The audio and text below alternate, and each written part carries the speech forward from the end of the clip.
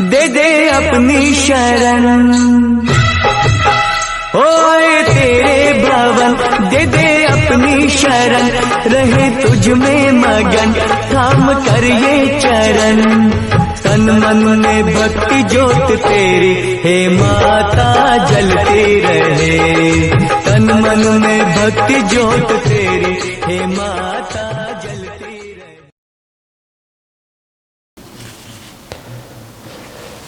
दोस्तों नमस्कार, मैं त्रिभुवन अपने स्पिरिचुअल टॉक चैनल में आपका हार्दिक स्वागत करता हूं। और जैसा कि हम पावन नवरात्रि के महोत्सव का आनंद उठा रहे हैं और पूरे देश में ही नहीं बल्कि पूरे दुनिया में नवरात्रि को सेलिब्रेट किया जाता है। हमने भी यहाँ नॉर्वे में नवरात्रि का बड़ा उत्सव सेलिब्रेट करा, जिसमें दांडिया गुजरात की परंपरा, साथ में मंदिरों में नवरात्रि की पूजाएं, ये सब यहाँ पर चल रही हैं। तो आज सबसे पहले मैं आप सबको अपने पूरे परिवार की तरफ से नवरात्र की हार्दिक शुभकामनाएं देता हूं और माता रानी से मैं ये प्रार्थना भी करता हूं कि आप सबको आपको स्वस्थ रखे, आपके जीवन में खुशियां बनी रहें और आपकी मनोकामनाएं पूर्ण हों। इसके साथ ही नवरात्रि पर थोड़ा सा चर्चा करेंगे। हम अपने ट्रेडिशनल तरीके से नवरात्रि को मनाते हैं। 9 दिन जो है दुर्गा की 9 प्रतिमा स्वरूपों का हम पूजा करते हैं। लोग जो है फास्ट रखते हैं, सुबह से अपना पूजा पाठ करते हैं और दुर्गा सप्तशती के पाठ कुछ लोग करते हैं और फिर रात्रि को एक दिन का रात्रि में एक टाइम भोजन करते हैं। तो ये हमारी एक पारंपरिक तरीके से हम 9 देवियों की स्वरूपों को पूजते हैं।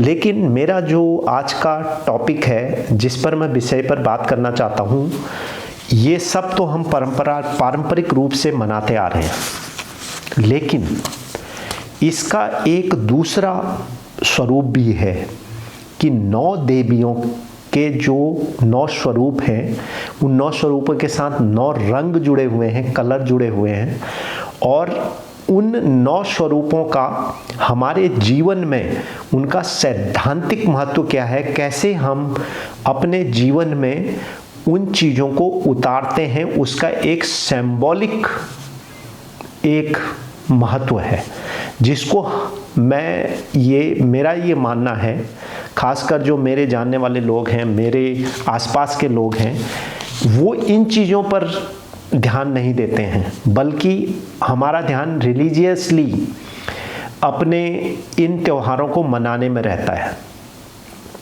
तो आज मैं उनके जो सैद्धांतिक महत्व हैं, उनकी जो अपने जीवन में हम उन स्वरूपों से क्या चीज़ें ग्रहण करना चाहिए हमें, उस पर चर्चा करूंगा। तो सबसे पहले बताना चाहूँगा कि नवरात्रि साल में 2 बार मनाई जाती है।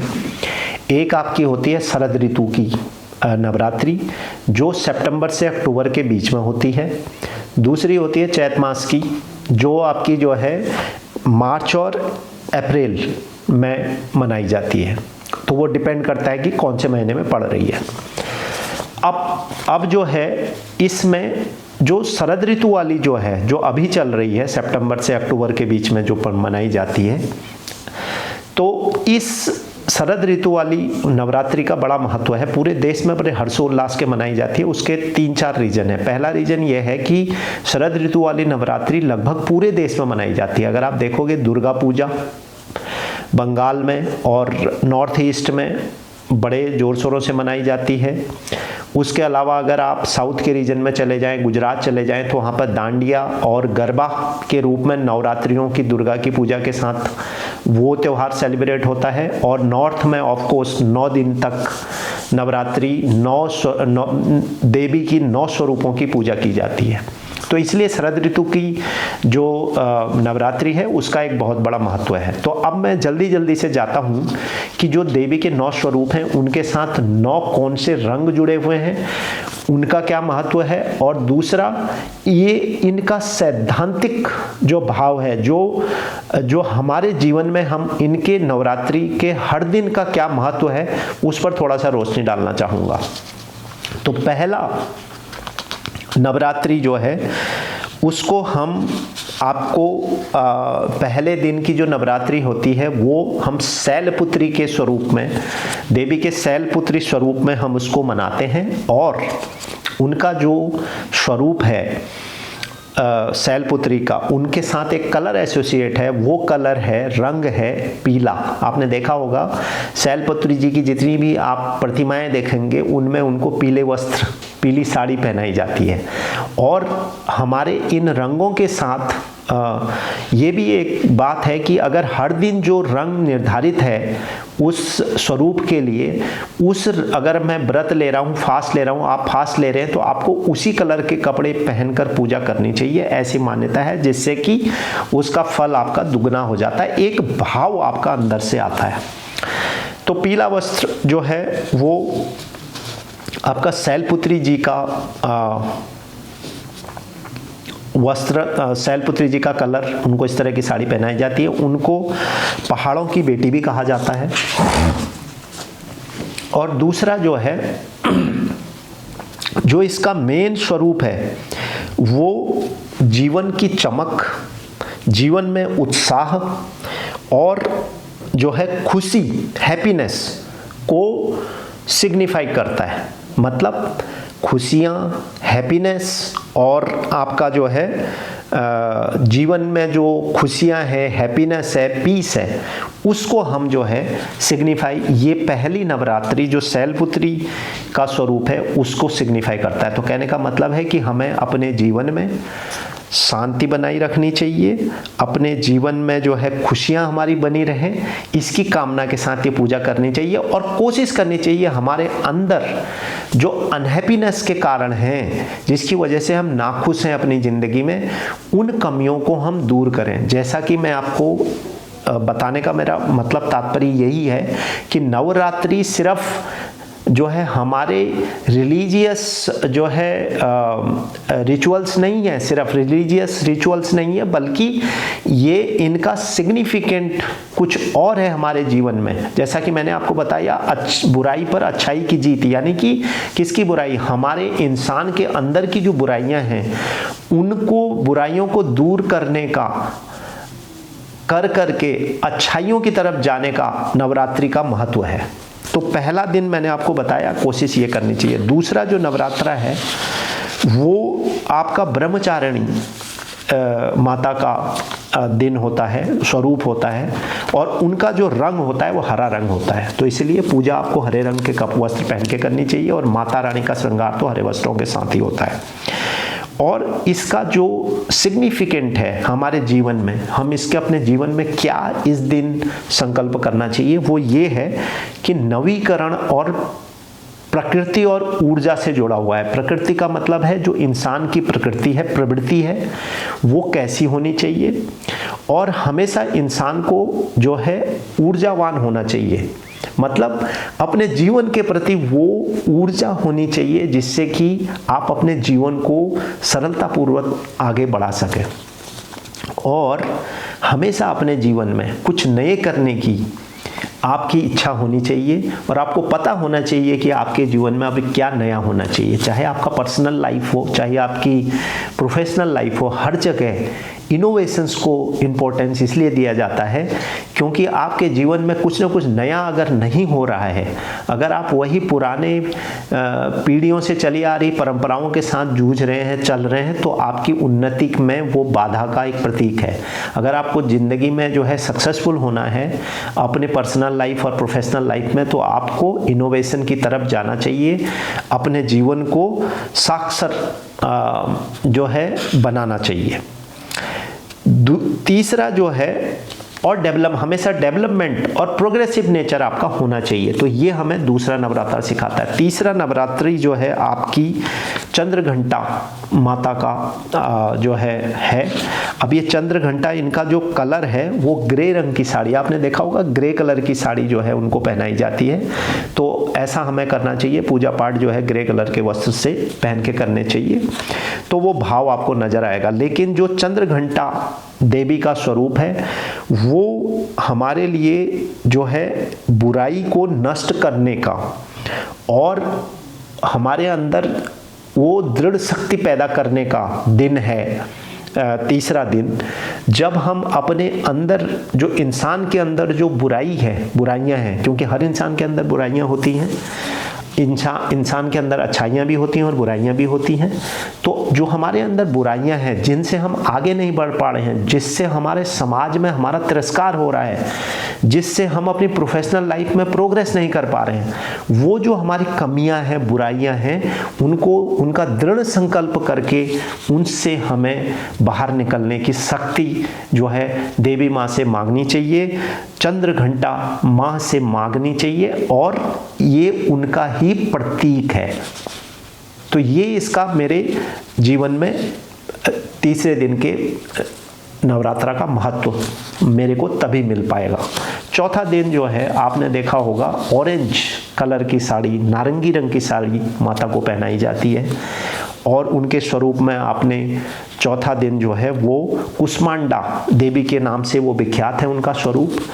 और कुष्मांडा जो देवी हैं, इनका आपने देखा होगा जो चेहरा है वो हमेशा मुस्कुराता हुआ चेहरा आपको दिखाई देगा, कोई गुस्सा वाला चेहरा नहीं, जैसे बाकी कई स्वरूपों में आप देखोगे काल रात्रि और ये सब, उसमें उनकी एक मतलब शक्ति का प्रदर्शन करने वाला। लेकिन ये एक ऐसा चेहरा कुष्मांडा देवी जी का जो मुस्कुराते रहती है, यानी कि ये प्रतीक है कि be happy in your life. तो इस दिन आपको ये जो चौथा दिन है, ये सिंबॉलिक रूप से आपको ये करना सीखना पड़ेगा कि आप अपने जीवन में खुशियों को कैसे बटोर सकें। खुशियाँ, बड़ी बड़ी चीज़ें प्राप्त करने से खुशियाँ नहीं आती हैं, और अल्टीमेट गोल हर इंसान का, चाहे वो बड़ा है चाहे वो छोटा है, कम कमा रहा है ज़्यादा कमा रहा है, रिच है पुअर है, लेकिन अल्टीमेट गोल पीस और हैप्पीनेस है। तो ये हैप्पीनेस को आपको अपनी ज़िंदगी में, खुशियों को कैसे अपनी ज़िंदगी में लाना है, ये संकल्प, ये जो है मांग आपको देवी माँ से अपनी पूजा के साथ करनी चाहिए। और जो है आपका कुष्मांडा देवी की जो पूजा है, इनका सिग्निफिकेंट यही है कि you should be happy in your life. How you can increase the happiness graph of your life, ये हमें इस दिन जो है सीखना है और ये संकल्प लेना है। पांचवा जो दिवस है, पांचवा जो नवरात्रि होती है, उसमें वो आपका स्कंदा माता देवी का स्वरूप है। और स्कंदा माता देवी को आपने उनके अगर वस्त्र देखे हों तो वो सफ़ेद रंग की साड़ी और सफ़ेद रंग के चोले में दिखाई देती हैं। और आपने एक और चीज़ उनके उसमें देखी होगी कि स्कंदा माता जो देवी हैं वो अपने बाहों में ऐसे कार्तिकेयन भगवान को पकड़े हुए हैं। तो ये जब आप पांचवें दिन की नवरात्रि करते हैं तो देवी की पूजा के साथ साथ आप कार्तिकेयन भगवान की भी पूजा करते हैं। तो इसका एक बड़ा अपना महत्व है। अब इसका जो सिग्निफिकेंट है आपके रियल लाइफ के लिए, आप उससे क्या करें, क्योंकि ये जो आप देख रहे हैं जो कथाएं जो उसके पीछे हैं, वो कथाएं काल्पनिक हैं सारी, लेकिन उनका जो रियल सेंस है आपकी लाइफ में वो क्या है, वही मैं आपको बताते जा रहा हूँ। तो पांचवें दिन की नवरात्रि का सिग्निफिकेंट आपकी लाइफ में है, आप अपने दिल को पवित्र करें, आप शांति बनाए रखें, और आप अपने ध्यान की तरफ अपने अंदर की चीज़ों को समझने के लिए, अपनी कमियों को समझने के लिए, आपको इंट्रोस्पेक्शन करने के लिए एक आपको पहल करनी पड़ेगी, आपको पहल करनी चाहिए। तो तो ये आपकी दिल की पवित्रता, यानी कि जैसे हम नॉर्मली इंसान के अंदर आपने देखा होगा उसके अंदर छल कपट भी होते हैं, उसके अंदर जो है बहुत सारी ऐसी चीज़ें होती हैं, दूसरों की बुराई करना, ईर्ष्या करना और कुंठा से भरा हुए ऐसे आपने व्यक्ति देखे हैं। अब करते वो भी नवरात्रि हैं, व्रत वो भी लेते हैं, पूजा पाठ वो भी करते हैं, मंदिरों में वो भी जाते हैं, लेकिन रियल लाइफ में उनका क्या है, उनके अंदर कुंठा भरी हुई है, उनके अंदर दूसरों के लिए ईर्ष्या भरी हुई है, उनके लिए वो जो है दूसरों को बुराइयों के लिए काम कर रहे होते हैं अपनी ज़िंदगी में। तो इसमें आपके नवरात्रि का कोई फ़ायदा, कोई बेनिफिट माता रानी आपको देने वाली नहीं है। तो माता रानी का सिग्निफिकेंट 5वें दिन का ये है कि आप अपने दिल को पवित्र करें, साफ करें, किसी के प्रति नफरत का भाव नहीं रखें, किसी के प्रति आप गलत भावनाएं ना रखें, आप किसी के प्रति ईर्ष्या द्वेष का भाव ना रखें। तो ये 5वें दिन हमें जो है ये संकल्प लेना चाहिए और माता रानी से इसकी ही इच्छा करनी चाहिए। छठा जो दिवस है वो कात्यायनी के नाम से स्वरूप से जाना जाता है। अब कात्यायनी माता का आपने रंग देखा होगा, वो लाल रंग की चोली में दिखाई देती हैं। उनकी जितनी भी प्रतिमाएं हैं लाल रंग के जोड़े में उनको दिखाया जाता है। तो लाल रंग किस चीज़ का प्रतीक है? लाल रंग हमेशा शक्ति का प्रतीक होता है। तो शक्ति किस चीज़ की? शक्ति इस चीज़ की नहीं कि आप समाज में लोगों से लड़ें झगड़ें, वो पावर की बात नहीं हो रही है। यहाँ पर इस नवरात्रि में आप माता रानी से ये कहते हैं कि माता रानी आप मुझे इतनी शक्ति दो कि मैं अपने अंदर बैठी हुई जो बुराइयां हैं उनसे निर्भयता से लड़ सकूं, उन अपने अंदर जो मेरा जो बुराइयां हैं, बुराई रूपी जो राक्षस है उससे मैं लड़ सकूं और उस बुराई का मैं अंत कर सकूं। तो ये जो है लाल रंग का सिग्निफिकेंट और छठे दिन की नवरात्रि का जो शिक्षा है वो हमें करनी चाहिए। अब इसके बाद आपका आता है 7वां दिन। तो 7वां दिन जो है वो रॉयल ब्लू कलर के कपड़े माता रानी को पहनाए जाते हैं। आपने देखा होगा ब्लू रंग की साड़ी और ब्लू रंग के कपड़े माता रानी को पहनाए जाते हैं। तो ये जो माता रानी का स्वरूप है इसको कालरात्रि माता बोलते हैं। और काल रात्रि का मतलब अगर आप देखोगे तो काल की मृत्यु, और यहाँ पर इसका देवी की अपार शक्ति को यहाँ पर दर्शाया गया है। यानी कि इनका रंग आपने देखा होगा सांवला दिखाया जाता है और ये इनकी एक निडर मुद्रा के भाव को दर्शाती है। अब यहाँ पर और उसमें आपने देखा होगा कि वो जो है आपकी कालरात्रि जो माता रानी है, अगर दुर्गा सप्तशती का पाठ आपने पढ़ा है तो उसके अंदर उन्होंने राक्षसों का वध करा युद्ध में। तो ये राक्षसों का वध करना और उतनी पावर उनके अंदर थी। तो ये आपका सिग्निफाई कर रहा है, वापस क्या सिग्निफाई कर रहा है, जो हमारे अंदर जो बुराई रूपी राक्षस हमारे अंदर बैठा हुआ है, हमें इतनी शक्ति दो, हमें इतनी शक्ति होनी चाहिए कि हम अपने अंदर के बुराइयों का इंट्रोस्पेक्शन, जिसको हम कहते हैं आत्मचिंतन, अपने अंदर की बुराइयों का आत्मचिंतन करें, उन बुराइयों को हम रियलाइज करें और रियलाइज जब हम करेंगे तो हम उनके सुधार की तरफ जा सकते हैं। तो यानी कि अपने अंदर जो इस तरह की बुराइयां हैं उनसे हमें जो है उनसे लड़ना है, लड़ करके जो हमारी बुराई रूपी जो राक्षस हमारे अंदर है उसका वध करना है। ये इसका सिग्निफिकेंट है। तो मैं समझता हूं कि नवरात्रि का तभी सही फायदा है जब हम इनके मूल्यों को अपने जीवन में उतारेंगे। अब आता है जी 8वां दिन।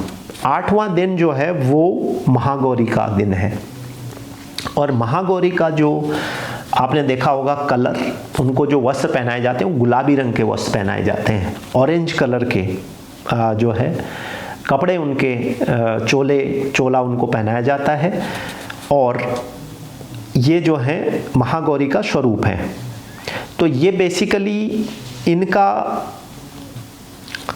जो सिग्निफिकेंट है, लाइफ में जो महत्व है, हमारे जीवन में हम क्या इस दिन माता रानी से मांग सकते हैं, क्या हम अपने जीवन में सुधार कर सकते हैं, वो हमें बोलता है कि आपको आशावाद की तरफ जाना है, निराशा भरी जिंदगी से बाहर आना है।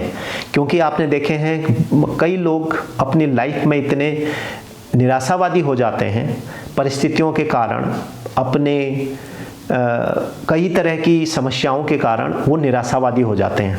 तो एक बार आपकी जो प्रवृत्ति है अगर वो निराशावादी हो गई तो आप अपने जीवन में प्रोग्रेस करना, उन्नति करना आपके लिए पॉसिबल नहीं है। और that is a biggest obstacle to grow in your personal as well as in your professional life. जहाँ नौकरी कर रहे हैं वहाँ ढंग से काम नहीं कर पाएंगे, पर्सनल ज़िंदगी में भी आपकी ज़िंदगी ऐसे ही डोल मरोड़ के चल रही होगी। तो ये जो 8वां दिन है महागौरी का, इसकी हम आराधना करते हैं और हमें अपने जीवन में हमेशा जो निराशा की चीज़ें हैं उनको छोड़नी है, उनको हमें दूर भगाना है और हमेशा हमें जो है प्रोग्रेसिव नेचर का होना है और अपना इंट्रोस्पेक्शन कर करके अपने अंदर उन कमियों को हमें उजागर करते हुए, रियलाइज करते हुए हमें आशावादी बनने की ज़रूरत है। ये सिग्निफिकेंट है 8वें दिन का। अब आता है 9वां दिन। नवी नवरात्रि जो है वो सिद्धिदात्री के स्वरूप के रूप में हम मनाते हैं और इनका जो कलर है वो बैगनी कलर की साड़ी और चोला इनको पहनाया जाता है। इस कलर का अपनी इंपॉर्टेंस क्या है कि अगर पहले सिद्धिदात्री को आप 2 वर्ड सिद्धिदात्री में है, सिद्धि और दात्री। सिद्धि का अर्थ होता है अलौकिक शक्ति। अलौकिक शक्ति का मतलब एक दिव्य शक्ति और दात्री का मतलब होता है, दात्री का अर्थ होता है पुरस्कार देना, एप्रिशिएट करना। तो इसका सिग्निफिकेंट क्या है हमारी जिंदगी में, ये इंपॉर्टेंट है। इसका सिग्निफिकेंट ये है कि हमारी जो जिंदगी है वो moving around the desire. Desire क्या होती है? आकांक्षाएं, इच्छाएं। अब इंसान एम्बिशियस होता है और मैं ये मानता हूँ इंसान बाय बर्थ एम्बिशियस होता है, होना भी चाहिए। Without ambitions you can not grow in your life. तो जब आपके एम्बिशंस होनी चाहिए, मैं ये कहता हूँ, तो उसका मतलब ये है कि वो एम्बिशंस का एक लिमिट होना चाहिए, उसका कंट्रोल्ड होना चाहिए। यानी कि जो डिज़ायर आपकी हैं वो डिज़ायर आपकी ऐसी ना हो कि जिनको आप पूरी ज़िंदगी फुलफिल ही ना कर सकें, और उस डिज़ायर को फुलफिल करने के लिए आप सारी ज़िंदगी दौड़ भाग करें, मेहनत करें और फिर आपकी वो इच्छाएं पूरी ना हो तो फिर आप दुखी रहें। क्योंकि अल्टीमेट गोल नवरात्रि का यही है, सार यही है कि आप अपने मन स्थिति को कंट्रोल करें, आप अपनी इच्छाओं को कंट्रोल करें, ताकि आपका जीवन में आपका पीस बना रहे और आप हैप्पी रहें। और यही अल्टीमेट गोल इंसान का होता है। तो मैं इसी के साथ बस एक और बात आपको साथ में जोड़ देता हूं, जो क्योंकि हम ये कहते हैं कि हिंदू धर्म के अंदर जो ये हमारी नवरात्रि हैं और इस तरह की बहुत सारी परंपराएं हैं, इनके साइंटिफिक रीज़न भी हैं। अब साइंटिफिक रीज़न कैसे हैं? अगर आप, जो मैंने आपको 9 दुर्गाओं के स्वरूप के बारे में बताया और उनके सिग्निफिकेंट के बारे में बताया कि उनको लाइफ में हमें क्या उनसे सीखना है, क्या करना है, कैसे अपने जीवन में उतारना है। 9 दिन 9 संकल्पों का होता है। वो 9 संकल्प क्या क्या होने चाहिए वो मैंने आपको डिटेल में डिस्कस करे। अब ये साइंटिफिक कैसे है? साइंटिफिक ऐसे है, अगर आपने मानव विज्ञान को पढ़ा तो जो मनुष्य है, मानव है, वो उसके अंदर एक आत्मा होती है, एक सोल जिसको हम कहते हैं। और वो जो सोल है वो आपके परमात्मा का, यानी कि जिस भी इष्ट देव को, जिस भी भगवान को आप मानते हैं, जिस भी धर्म में आप हैं, जिस रिलीजन में भी आप उसको मानते हैं, वो उसका स्वरूप है। यानी कि आपकी आत्मा आपकी परमात्मा का एक अंश है, एक हिस्सा है। यानी कि हर इंसान के अंदर भगवान है। तो इसलिए किसी भी काम को गलत करने से पहले आप 10 बार सोचिए, किसी को धोखा देने से पहले, किसी को नुकसान पहुंचाने से पहले 10 बार सोचिए कि इसके अंदर भगवान है।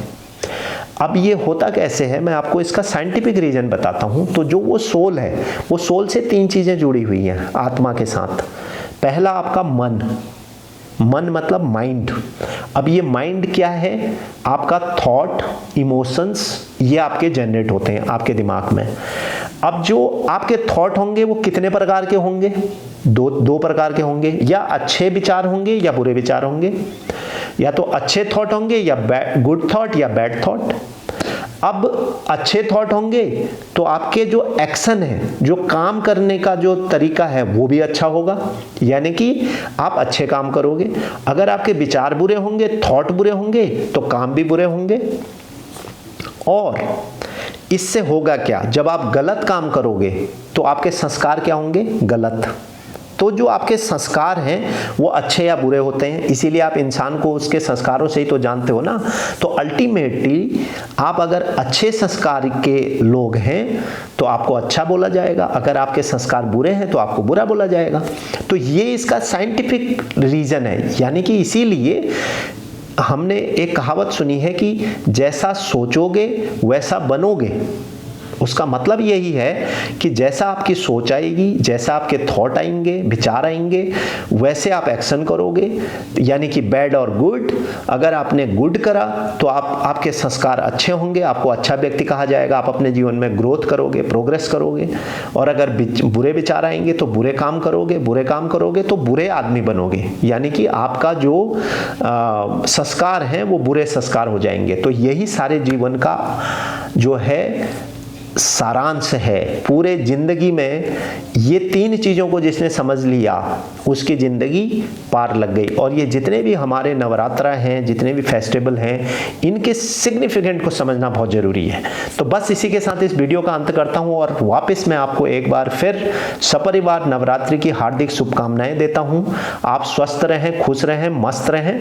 और मेरे स्पिरिचुअल चैनल पर जो लोग जुड़े हैं और जुड़ते हैं, कृपया मेरे चैनल को सब्सक्राइब करें और आप इसमें एक्टिवली पार्टिसिपेट करें, क्योंकि इस चैनल के माध्यम से आप कुछ ऐसे पर्सनालिटियों से भी मैं आपकी मुलाकात कराता हूं, जैसे रिसेंटली और स्पिरिचुअलिटी की और इस तरह के टॉपिकों पर हम डिस्कस करते हैं, जिसमें रिसेंटली मैंने 2 लोगों से मुलाकात करी है इस चैनल के ऊपर। एक साध्वी भगवती हैं जो परमार्थ निकेतन ऋषिकेश से जुड़ी हुई हैं और वो एक वर्ल्ड स्पिरिचुअल लीडर हैं, दुनिया में उनका नाम है।